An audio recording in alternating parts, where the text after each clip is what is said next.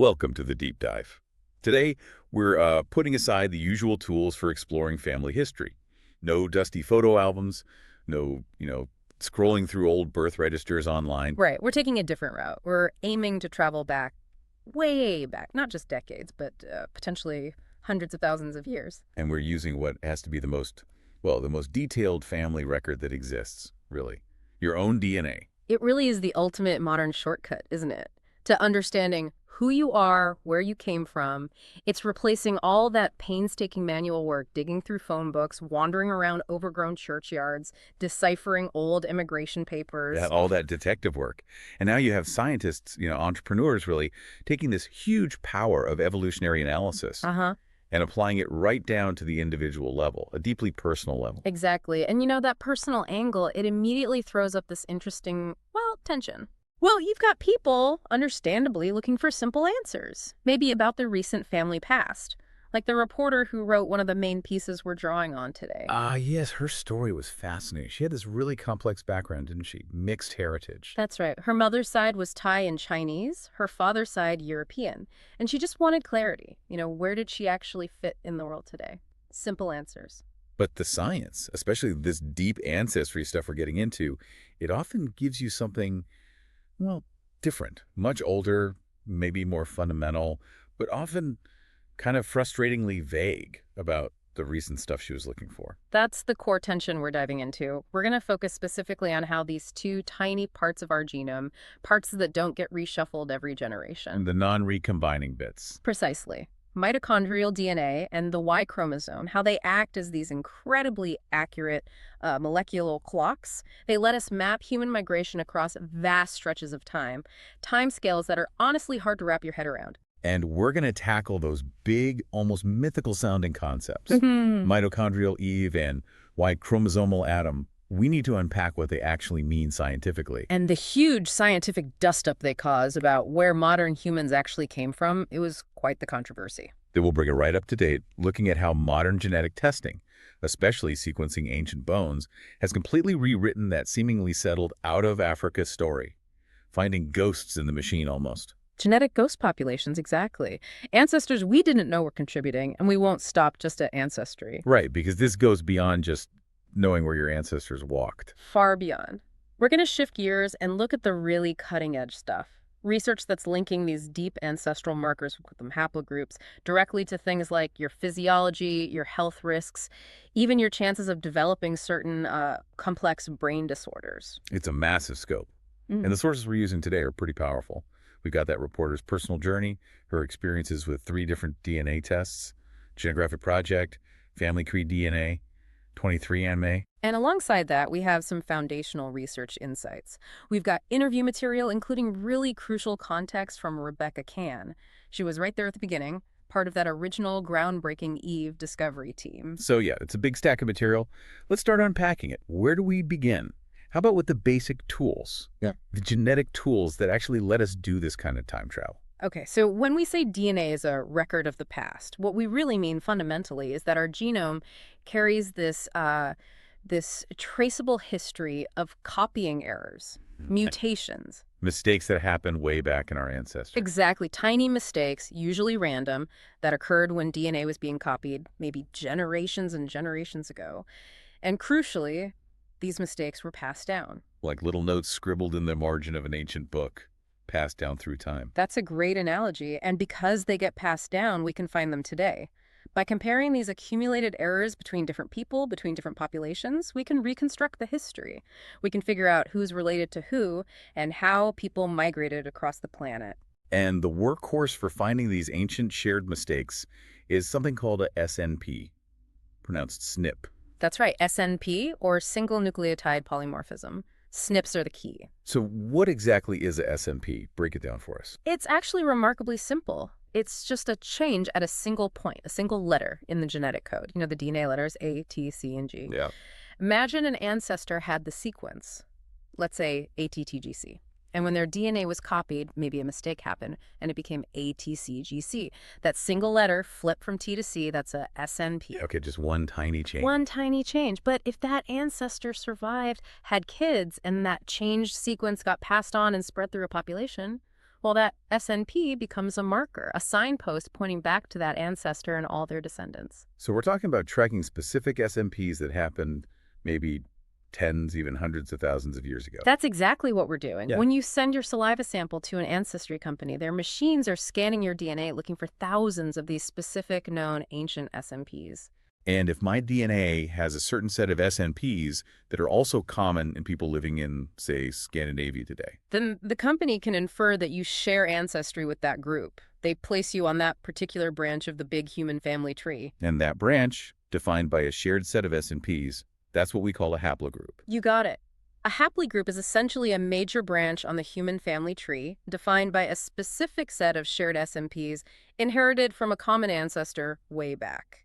We currently recognize maybe 20 or so major haplogroups for all of humanity. Okay, that makes sense. But you mentioned earlier that tracing ancestry through most of our DNA is really hard. Why is that? Ah, yes. That's because of a process called recombination. It happens with the bulk of our DNA, the 22 pairs of chromosomes called autosomal DNA. Recombination Yeah. sounds like reshuffling. That's the perfect word for it. Think of the chromosomes you inherit from your mom and dad as two decks of cards. Before you pass on your DNA to your kids, those two decks get shuffled together. Sections from your mom's chromosomes get swapped with sections from your dad's. So the chromosomes I pass on aren't identical copies of the ones I got. Not at all. They're unique patchworks, mosaics of your parents' DNA. And this shuffling, this recombination happens every single generation. Which must make tracing a clear line back incredibly difficult. It really does. The signal gets chopped up and mixed so much, so quickly. After just 5 or 6 generations, maybe a couple hundred years, it becomes almost impossible to trace a clear, unbroken line of descent for any specific segment of autosomal DNA. The ancient signals just get totally scrambled. Recombination is, you could say, the enemy of the deep ancestry detective. So the genome itself is kind of fighting against us finding these deep roots. In a way, yes, for most of our DNA, the constant shuffling erases the really ancient history. But luckily, nature gave us a couple of loopholes. 2 bits of DNA that somehow escaped this shuffling. Exactly. We're very fortunate. There are 2 crucial exceptions to this recombination rule, and they are the absolute bedrock of deep ancestry tracing. They give us clear, unbroken lines stretching back tens, even hundreds of thousands of years. These are our non-recombining lineages. Okay, let's take them one by one. The first one tracks the mother's line. That's right. That's the mitochondrial DNA, or mtDNA. It's unusual because it's not found in the nucleus of the cell with the rest of our chromosomes. It's in the mitochondria, those little power pack things in our cells. Precisely, the energy factories. And this mtDNA is inherited only from your mother. Sperm mitochondria usually don't make it into the egg during fertilization or are actively destroyed if they do. So both sons and daughters get their mother's mtDNA. Correct. But critically, only daughters can pass it on to the next generation. So it's a purely maternal line, like passing down a surname, but only through women. Exactly like that. And it's a tiny piece of DNA compared to the main genome, a small circle, only about 16,500 base pairs long. And the key thing, it's passed down as a single intact unit, no recombination, no shuffling. Which makes it a perfect clean tracker for your direct maternal line. Mother to grandmother to great-grandmother, and so on right back. Absolutely pristine. A clear, simple maternal lineage tracker. But it's even better than just being clean. How so? It also mutates relatively quickly. It acts as a fantastic molecular clock. A clock, meaning the mutations happen at a predictable rate. Generally, yes. We know that mtDNA accumulates mutations, those little SNPs we talked about, at a faster rate than the DNA in our nucleus, maybe 2 to 3 times faster overall. Why faster? Partly because the mitochondria are energy factories. There's a lot of chemical activity producing damaging byproducts called reactive oxygen species, or ROS. Think of it like cellular exhaust fumes. This environment might increase the mutation rate. Also, the repair mechanisms for mtDNA aren't quite as robust as those for nuclear DNA. Okay, so more mutations happen, but there's a specific part that's even faster. Yes, there's a region within the mtDNA called the hypervariable region. It doesn't actually code for any proteins. It's mostly involved in regulating the DNA because changes there don't usually mess up essential functions. They don't get weeded out by natural selection as much. Exactly. Mutations can accumulate there much more freely. And in this hypervariable region, the mutation rate can be up to 100 times faster than in the nuclear genome. Wow. So that specific region acts like a really fast-ticking clock. The superb molecular clock. The rapid, steady accumulation of unique changes in that region allows us to distinguish between even closely related maternal lineages and estimate when they diverged. It's incredibly useful for tracing migrations both ancient and relatively recent. So these accumulated mutations, these unique sets of S and Ps on the mtDNA, define the different maternal haplogroups. Precisely. The sequence of mutations tells us the branching order of the human maternal tree. We can see which mutations happen first, defining the major trunks like L0, L1, L2, L3 in Africa, and then which later mutations define the branches that spread out of Africa, like M and N, and then their subbranches like DH, JK, U, and so on. It literally maps out the journey step by step based on where and when new mutations arose and spread. That's the power of it. A detailed roadmap of our maternal ancestors' global trek. Okay, that covers the maternal line. What about the other side, the paternal tracker? That comes from the Y chromosome. As you know, typically only biological males have a Y chromosome paired with an X, while females have two X chromosomes. So the Y is passed strictly from father to son. Correct. Just like mtDNA passes only mother to child, the Y chromosome passes almost exclusively father to son. Like an inherited surname in many cultures, it acts as a direct paternal lineage marker. And crucially, like mtDNA, it mostly avoids that shuffling process. That's the key. Most of the Y chromosome doesn't have a pairing partner during meiosis, the cell division that makes sperm, so it can't recombine or swap segments. Yeah. It gets passed down largely intact generation after generation. So it provides the same kind of clear, unbroken line of descent that mtDNA gives us for the maternal side, but this time for the father's line. Exactly. Minimal change, minimal recombination. These two pieces of DNA, the non-recombining mtDNA and the non-recombining Y chromosome, are the twin pillars upon which the entire field of deep human ancestry is built. They are our genetic time machines. Right. Which brings us to probably the most famous and maybe most misunderstood concepts to come out of this research. Mitochondrial Eve and Y chromosomal Adam. Absolutely. The names themselves are so well loaded, evocative certainly, but Yeah. they can be incredibly misleading if you don't understand them as purely scientific statistical ideas rooted in those non-recombining lines we just discussed. The name Eve, especially. One of our sources mentioned it was almost a deliberate provocation, a bit mischievous. It was. Rebecca Cann acknowledged that Alan Wilson, her supervisor, liked catchy names. It was definitely a nod to the biblical story, maybe designed to grab headlines, but scientifically it caused a lot of confusion. So let's clear it up. Scientifically, who or what is Mitochondrial Eve, ME? Okay, the strict definition is she is the most recent common matrilineal ancestor for all living humans today. Most recent. Common. Matrilineal ancestor. Let's break that down.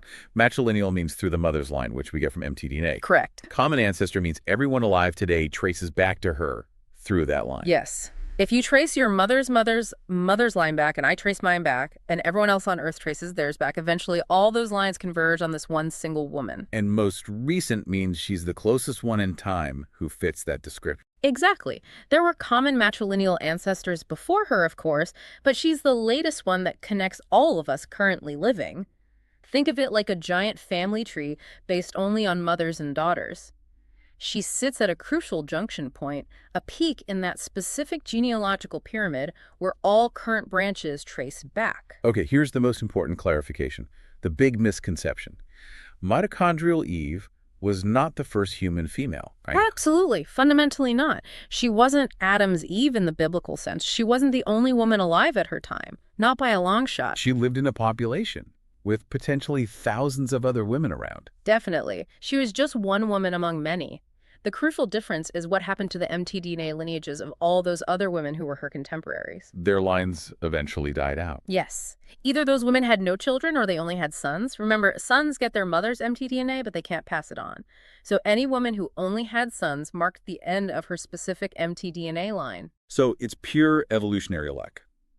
Through random chance over thousands of generations, Eve's specific mtDNA lineage, passed daughter to daughter to daughter, is the only one from her time period that has survived in an unbroken chain all the way down to every single person alive today. That's it precisely. It's a story of lineage survival, not about being the first or only woman. All other contemporary maternal lineages eventually hit a dead end. Hers didn't. And the ability to find her, conceptually at least, came from using that mtDNA molecular clock. Yes. That was the breakthrough work in the late 70s and early 80s by Wilson, Brown, and Can.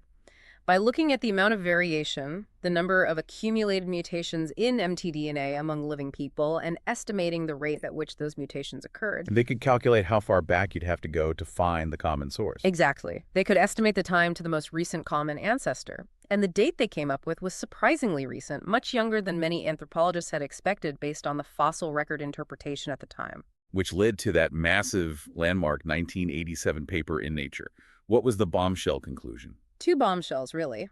First, that all current human mtDNA diversity stems from a common ancestor, this mitochondrial Eve, who lived roughly 160,000 to 200,000 years ago. Okay, so relatively recent in evolutionary terms, placing her right around the dawn of our species, Homo sapiens. Yes.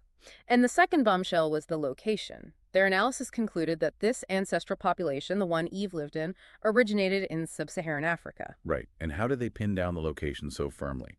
Why Africa and not, say, Asia, which some older theories might have suggested? It all came down to genetic diversity. The fundamental principle is that the place where a population has lived the longest is where you'll find the greatest accumulation of genetic variation.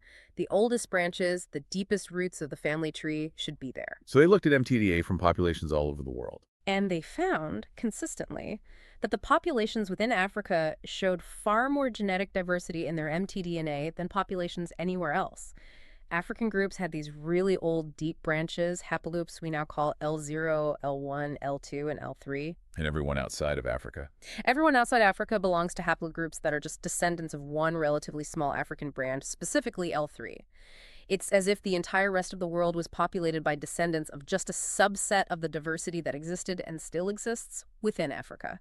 That deep, ancient variation rooted the tree firmly in Africa. Okay, that's Eve. Now let's bring in her counterpart, Y chromosomal Adam. Same idea, but for the paternal line. Exactly the same logic applied to the Y chromosome. Y chromosomal Adam, YCA, is the most recent common paternal ancestor for all living males today. So, trace back your father's father's father's line, and eventually, all male lines currently existing converge on this one man. Correct. And just like Eve, he was absolutely not the only man alive at his time. He was just the one whose specific Y chromosome lineage, passed father to son, happened to survive through sheer luck until the present day. All other contemporary male lineages died out somewhere along the way. Now, the dating for Adam seems to have been a bit more, well, dynamic than for Eve.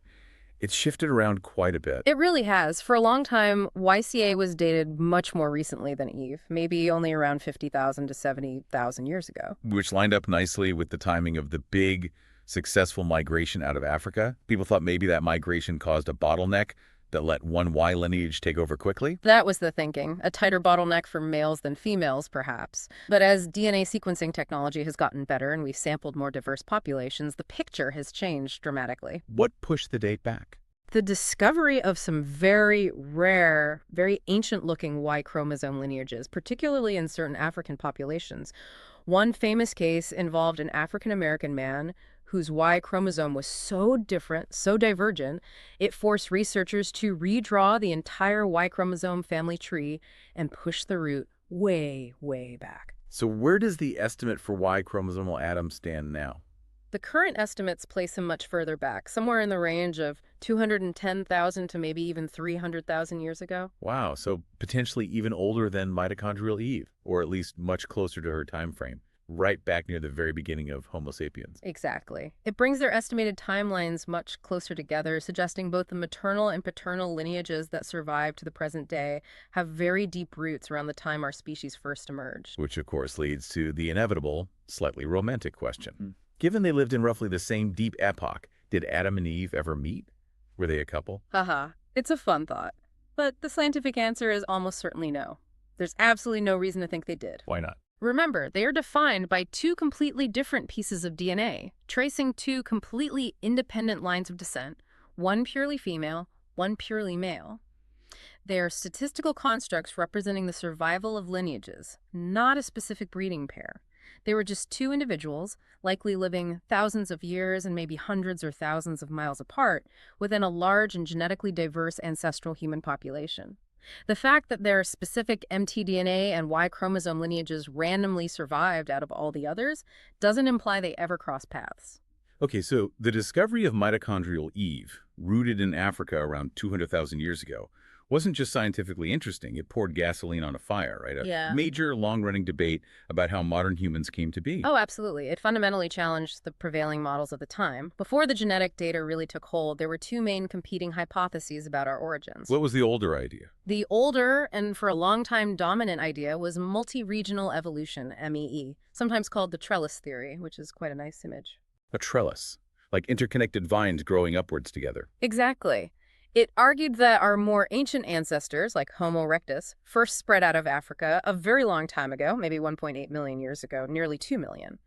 And then, crucially, modern humans evolved in place in different regions, Africa, Asia, Europe, all somewhat simultaneously. So not one origin point, but multiple. Yes, but with continuous connection. The trellis part means there was ongoing gene flow, interbreeding between these different regional populations across the continents.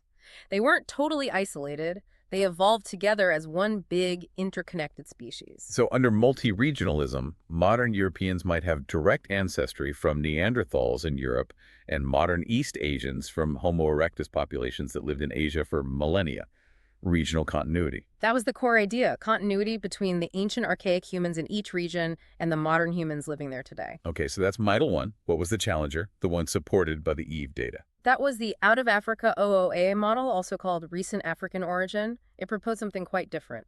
A clean break. Pretty much. OOA suggested a second, much more recent migration out of Africa, not 2 million years ago, but maybe only 100,000 to 200,000 years ago. Around the time of mitochondrial Eve. Exactly. And in this model, anatomically modern humans, Eve's descendants, spread out from Africa and completely replaced the older archaic populations they encountered elsewhere.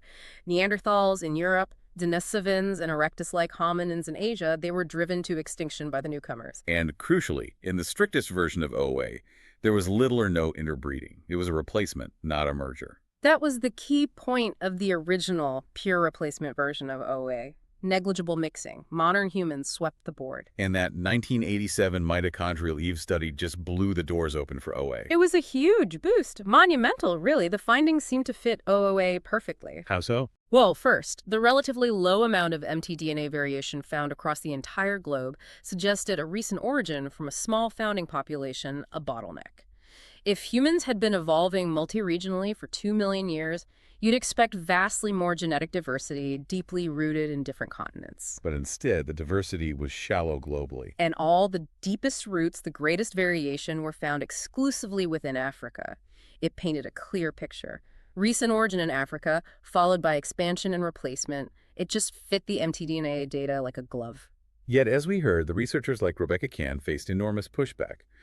Why were people, especially established anthropologists, so resistant? Well, several reasons. Firstly, it was a challenge from a different field. Here were molecular biologists telling paleontologists who'd spent careers studying fossils and artifacts that their interpretation of the fossil record might be wrong. That never goes down well. Turf wars in science. You could say that.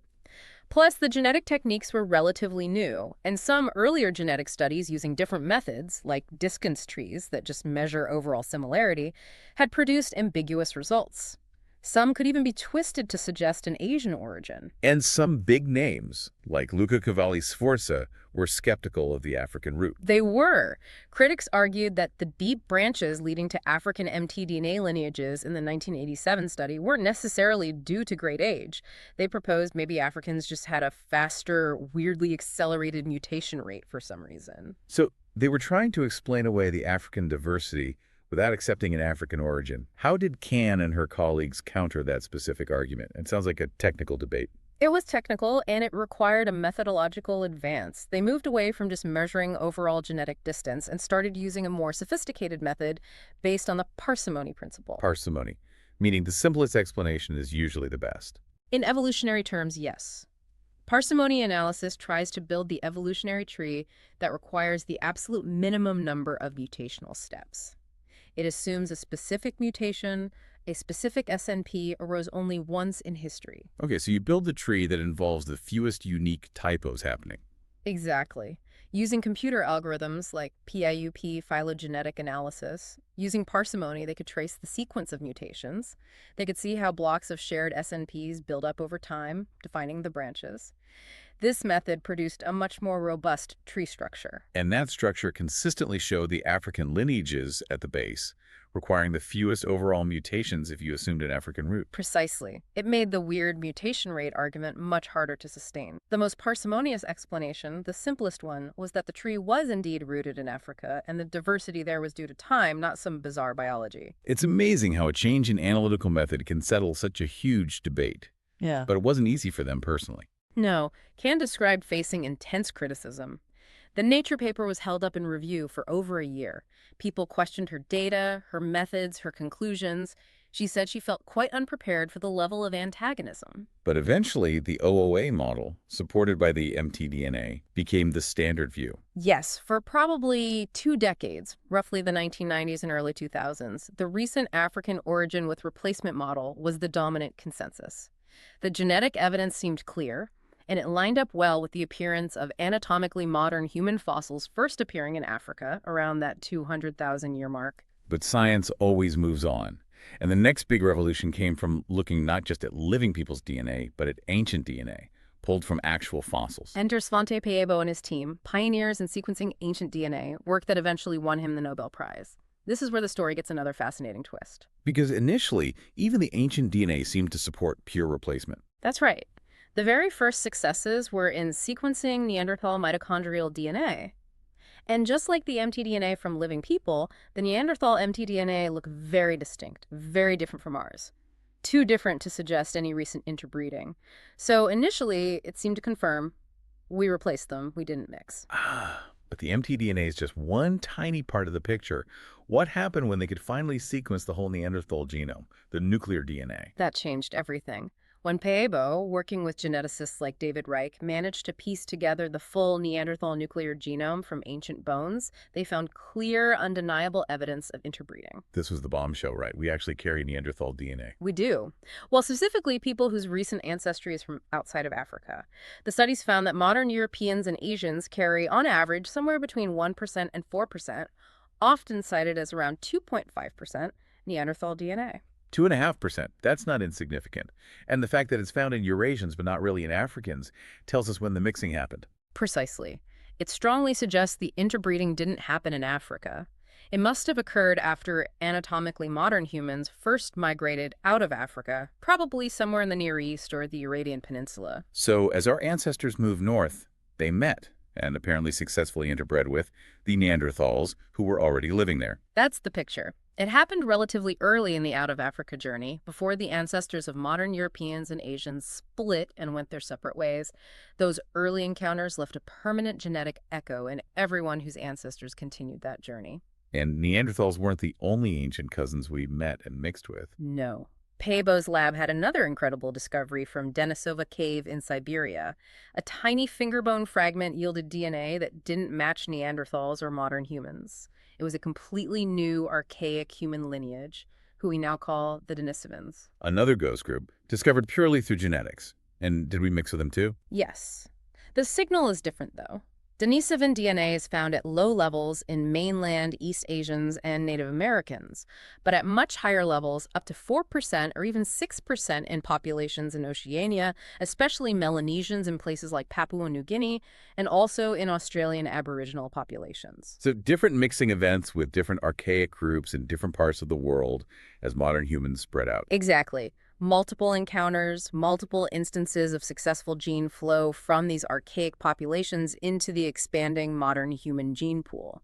Which means that original, clean, out of Africa with complete replacement model just doesn't hold up anymore. It has to be modified. It's definitively rejected. The current scientific consensus isn't pure replacement, and it's not pure multi-regionalism either. It's a hybrid model. What do we call it now? Often it's called the mixed replacement hybridization model, or perhaps more evocatively, the leaky replacement model. Leaky replacement. I like that. The replacement was mostly successful, but the barrier wasn't absolute. Some genes leaked across from the archaic populations into us. That's the idea.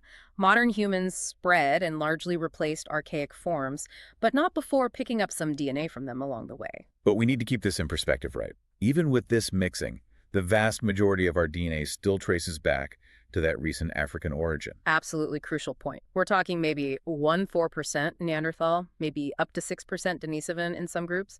Over 90%, often over 95% of the genome in non-Africans is still derived from those anatomically modern humans who came out of Africa 100,000 to 200,000 years ago. So the core out of Africa story, the centrality of Africa, still holds. It absolutely does. Africa remains the wellspring. Why? Probably because Africa offered vast, stable, habitable zones for long periods. This allowed for larger, more interconnected human populations over hundreds of thousands of years. Bigger populations mean more genetic diversity, more chances for new adaptations and innovations to arise. Exactly. Greater variation, greater resilience, and ultimately the demographic engine that fueled the successful expansion across the rest of the globe. There was gene flow, yes, but the main river of human ancestry flows overwhelmingly out of Africa. Okay, understanding that complex history, the deep African roots, the leaky replacement, the ancient mixing, it definitely makes you curious about your own genetic story, which explains why millions have taken these commercial DNA ancestry tests. It's a natural curiosity, isn't it, to see where you fit into that grand narrative. But as we saw with the reporter whose journey we followed, the personal experience of getting those results can be, well, a mixed bag, especially when you compare the deep history that tests reveal versus the more recent identity questions people often have. Her situation was the perfect illustration. Remember, she had this very specific, documented mixed heritage. Thai and Chinese from her mother, English, German, Irish from her father. She went into it hoping for specific answers. Like, could the test pinpoint her grandmother's exact origin in China before she moved to Thailand? Or confirm specific details about her father's New England Puritan roots? Things relevant to her living identity. Right. But the first major hurdle she and everyone who takes these tests encounters is a fundamental limitation. Which is? The results are entirely dependent on the company's reference database. The algorithms compare your DNA to DNA samples from people around the world that the company has collected. So if they haven't sampled many people from, say, a specific region of Thailand or a particular valley in the Alps, then the test simply can't give you a precise result for ancestry from that specific place. It might assign you to a broader region like Southeast Asia or Central Europe, or it might match you to the nearest well-sampled population, which might not be geographically accurate for your actual recent ancestors. and these databases are proprietary. Each company has its own. Yes, they don't typically share extensively. So one company might have great data for West Africa, but poor data for Finland, and another might be the opposite. Your results can literally vary depending on which company you text with, simply because their reference panels are different. Okay, so bearing that limitation in mind, let's look at her actual results, starting with the maternal line. She used the Genographic project, which focused on mtDNA, the deep history. Right. They analyzed her mtDNA SNPs and determined her maternal haplogroup was D. Haplogroup D, what kind of story did that tell her? It gave her the epic ancient migration story, tracing the line all the way back to Mitochondrial Eve in Africa, then through the major Eurasian founding lineage M, which arose probably in South Asia or the Near East around 60,000 years ago. And then haplogroup D itself, where did that branch emerge? Haplogroup D is thought to have originated somewhere in the vast plains of Central Asia, maybe around 50,000 years ago. From there, its descendants spread widely throughout East Asia. It's a major lineage in China, Japan, Korea, Siberia. And it's also one of the main haplogroups found in Native Americans, right? Suggesting it was carried across the Bering Land Bridge. Exactly. So the report gave her this grand continental-scale journey spanning tens of thousands of years, which is fascinating. But it basically just told her your mother's ultimate ancestry is East Asian, which she already knew. Pretty much. It didn't on its own resolve the China versus Thailand question for her recent grandmother. Did she get any more specific detail, though? She did, but it required digging deeper. By looking at her specific subclade of haplogroup D, the unique combination of more recent mutations on her mtDNA line, the project scientists, like Spencer Wells, could offer a bit more nuance. What did the subclade suggest? They told her that her specific version of haplogroup D seemed to fit a pattern more commonly found further north in East Asia, rather than the typical patterns seen in Thailand where her mother was born. Uh-huh. So that subtle genetic signature did actually point towards a more recent origin outside of Thailand. Yes, it provided objective molecular evidence supporting the family story that her grandmother had migrated from China. It showed that if you can get down to the fine branches, the subclades, mtDNA can sometimes illuminate more recent history. That's a really valuable insight. Okay, let's switch to the paternal side. Her father took a test from family tree DNA, Looking at his Y chromosome, what did that reveal? His Y chromosome test placed him in haplogroup I2A. Now, haplogroup I overall is one of the oldest major lineages native to Europe. It represents maybe 20% of European men today. So a deep European lineage. Did the report offer a migration story for I2A? I remember something about cave bear. Haha, yes. The report narrative was quite evocative. It described the ancestors associated with the broader haplogroup of first, emerging before the last glacial maximum as potentially being the mammoth eaters portrayed in the clan of the cave bear. Wow, connecting him right back to Ice Age Europe. Exactly. It talked about his specific I2A branch splitting off maybe 25,000 years ago, surviving the Ice Age, possibly in refuges like the Balkans, and then spreading north and west as the glaciers retreated. And did it connect to his known, more recent ancestry? He had English roots, right? Yes. The report noted that his particular subclade of I2A is relatively common in parts of eastern England and is associated with populations that have been there a long time, potentially linked to early Anglo-Saxon or even pre-Roman migrations, maybe even connecting to the Puritan settlers later on.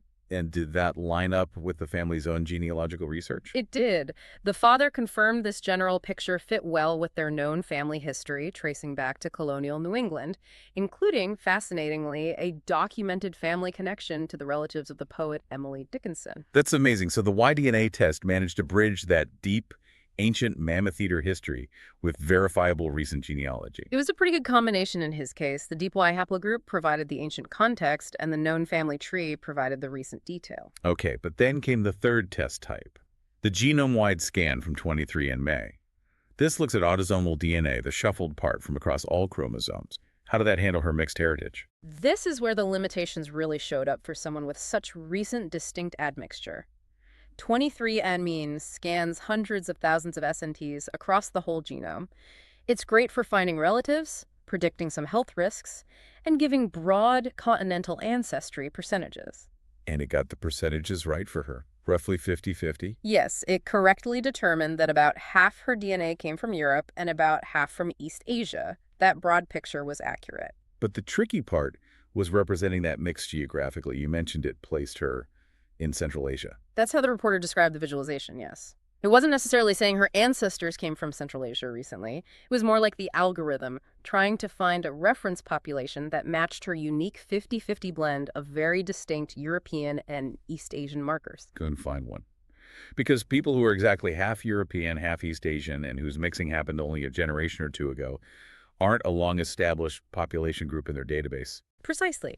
So the algorithm defaults to finding the center of genetic gravity based on the reference populations it does have.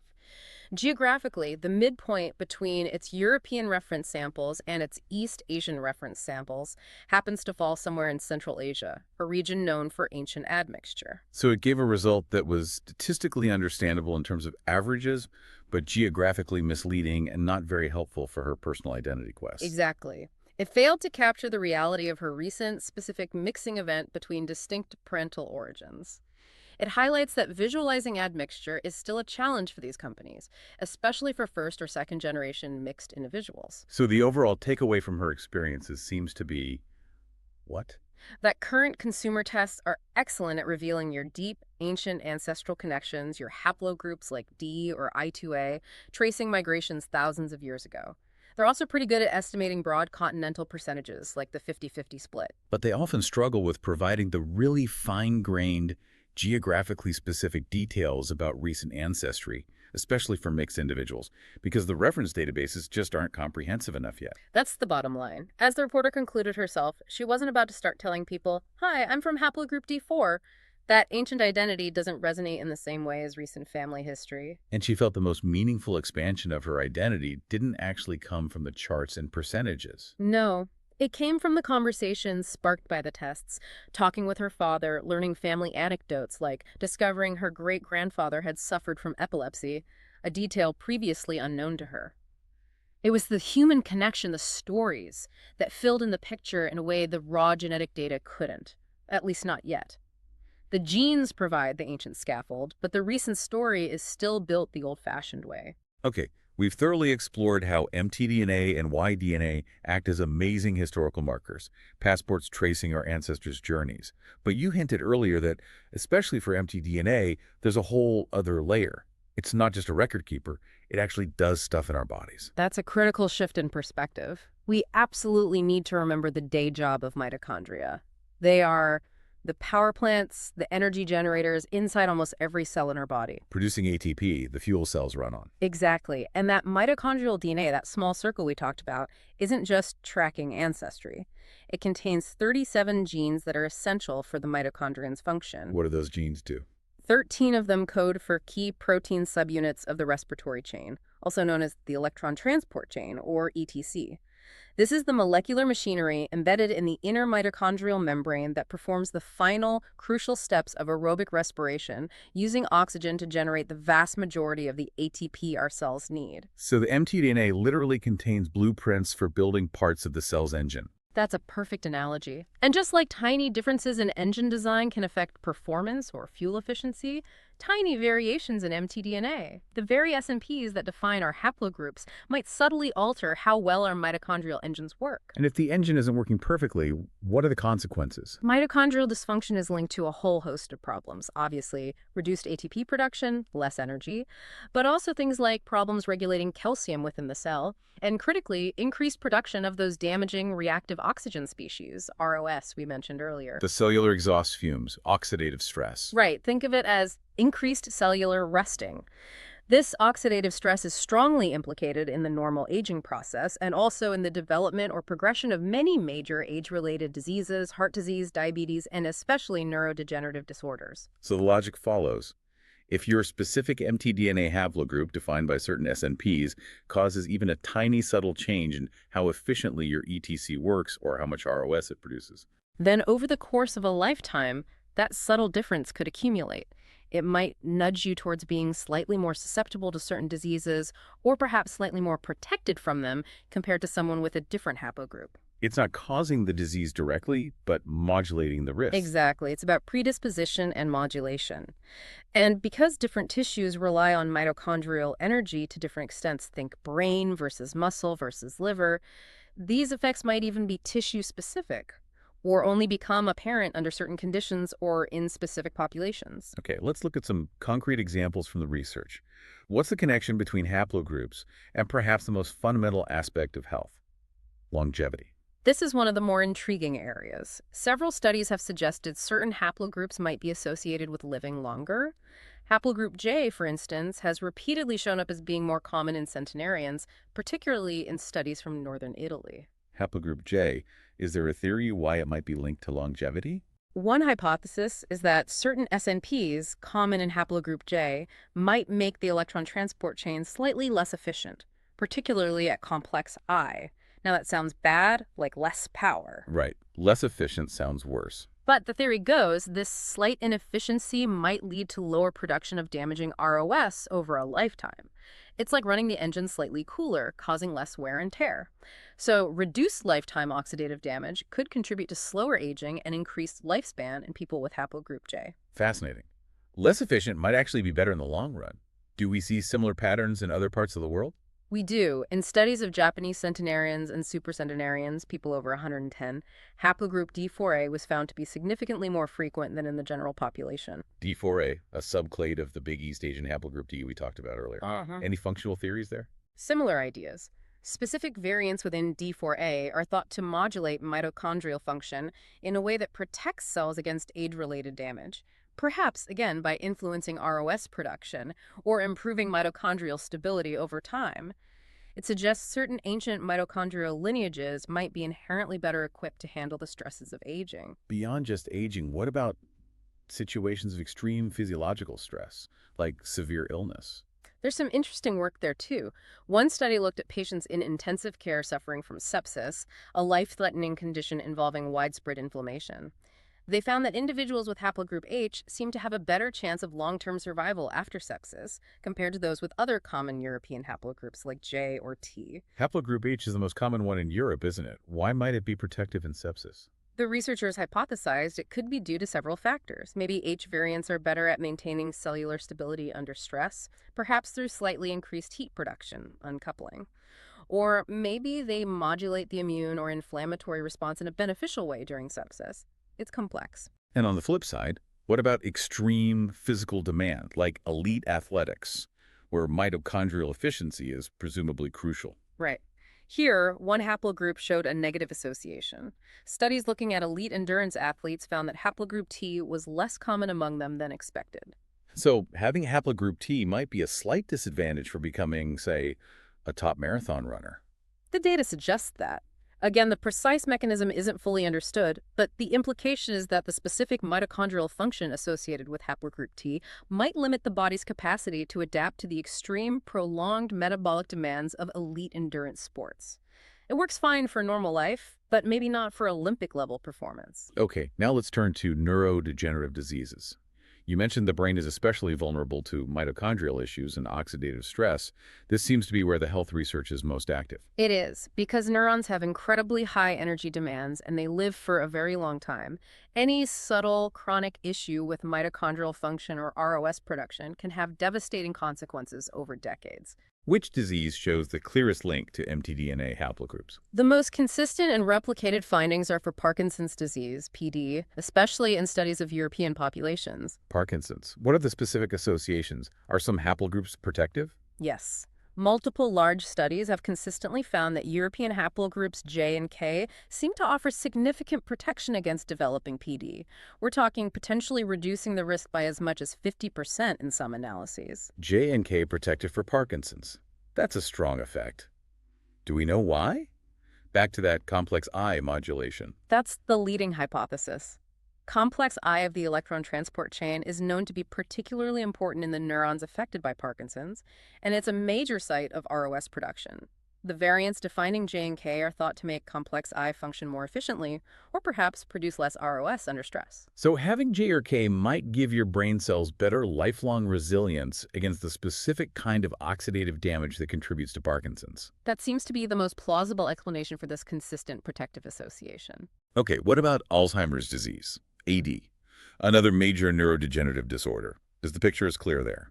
Unfortunately, no. The relationship between mtDNA haplogroups and Alzheimer's risk is much murkier, more debated, and results have been inconsistent across different studies and populations. Why the inconsistency? Is AD just more complex? It likely is, and the interactions seem complicated. For example, some studies suggested haplogroup U might increase AD risk in men, but decrease it in women. Others have looked at interactions with the main known genetic risk factor for AD, the ApoE gene. The ApoE4 allele. Does mtDNA interact with that? There's some evidence that certain haplogroups, maybe K and U, might actually counteract the increased risk associated with carrying the ApoE4 allele. So your mitochondrial background might modify the effect of your nuclear genes. It gets very complicated very quickly. It sounds like context, sex, other genes, environment matters hugely for Alzheimer's. Are there any specific subhaplogroups showing clearer signals? Researchers are trying to drill down. One finding that has emerged in some studies, particularly in Italy, is that a specific sub-branch of the very common haplogroup H, called H5, might be associated with an increased risk of late-onset AD, especially in people diagnosed before age 75. So even within the broad H category, there can be subtle differences with opposite effects. Potentially, yes. The idea is that while H might be generally robust, the specific H5 variant could make mitochondria slightly more vulnerable to stress, tipping the balance towards neurodegeneration earlier in life for susceptible individuals. But again, these findings need more replication. And briefly, what about other conditions like multiple sclerosis, MS, or ALS? Similar stories suggest of findings, but often inconsistent or not replicated across populations. Some studies on MS have found tentative associations with J, K, or U, but results vary. For amyotrophic lateral sclerosis, ALS, Lou Gehrig's disease, an initial Italian study suggested haplogroup I might be protective, as it was less common in ALS patients. Haplogroup I, the mammoth eater lineage from the reporter's father. The very same. But when researchers tried to replicate this finding in a large group of ALS patients in the UK, they couldn't confirm the association. Which really underscores how tricky this research is. An association in one population doesn't automatically mean it holds true everywhere. Exactly. Genetic background interacts with environment, lifestyle, and just random chance in incredibly complex ways. So if we try to summarize this whole field connecting deep ancestry haplogroups to health, what's the big picture message? Are these haplogroups major drivers of disease? The consensus is generally no. They are not major causes in the way that say the Huntington's disease gene causes Huntington's. Hmm. Instead, these common mtDNA polymorphisms, the ones defining the ancient haplogroups, should be seen as subtle modulators of risk. Setting the background level of mitochondrial efficiency or stress response? Precisely. They establish a baseline for cellular bioenergetics. This baseline then interacts profoundly with everything else: your nuclear genes, your diet, your exposure to toxins, infections, stress levels, and critically, the simple process of aging. These ancient variations subtly tweak your lifelong susceptibility, nudging you slightly towards or away from certain health outcomes. They are part of the complex tapestry of health, not the whole cloth. Hashtag tag outro.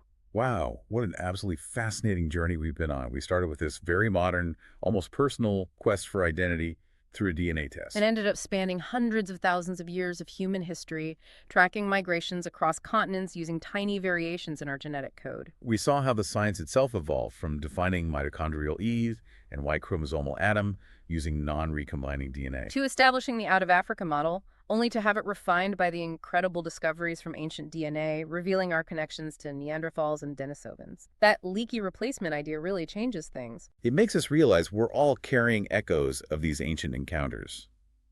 Then we saw the reality of consumer testing, how it brilliantly reveals that deep haplogroup history, like the reporter confirming her Chinese roots via mtDNA. But how it still often struggles to provide those fine-grained recent details people crave, mainly due to the limits of the databases. The algorithms can only work with the data they have. And finally, we pivoted to see how these ancient ancestral markers, these haplogroups, aren't just historical curiosities. They're linked to the fundamental workings of our cells, potentially influencing everything from longevity to our risk of complex diseases like Parkinson's. It's a powerful reminder that our deep past is still very much alive within us, physiologically speaking. Absolutely. Yeah. But I think the reporter's final reflection really hit home. While the genetics gives us this amazing, almost unbelievable molecular record of where we came from. That deeper sense of identity, the understanding of who we are now, still seems to come largely the old-fashioned way. Through talking, sharing family stories, discovering those personal connections and anecdotes, like her finding out about her great-grandfather's epilepsy.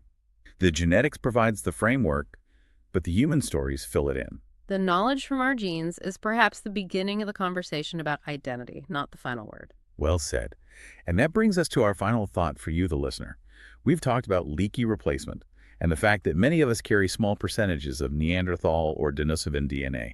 Researchers are now starting to link specific archaic DNA chunks to modern traits, things potentially influencing immune responses, metabolism, even cognitive aptitudes. David Reich's work touches on this. So the question we leave you with is this. Given that your own genome is likely a mosaic, carrying fragments inherited from ancestors who lived tens or hundreds of thousands of years ago, maybe even from archaic humans, what specific ancient legacy hidden deep within your DNA might be subtly shaping your health, your abilities, or just who you are today? Something to ponder. Thanks for joining us on this deep dive. Until next time.